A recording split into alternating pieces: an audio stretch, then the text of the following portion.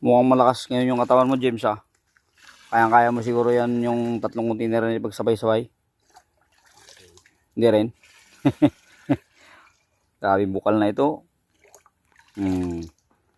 Kaya buti na lang may bukal dito sa lugar namin na pinag-istihan.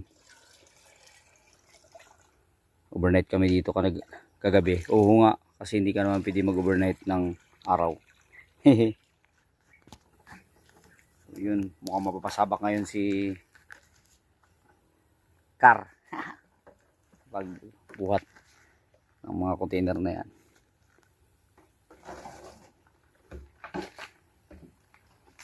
Mauna na ako, bitbitin ko na yung isa. Ha? Kasi sigurado mas mabilis ka sa akin. Haha.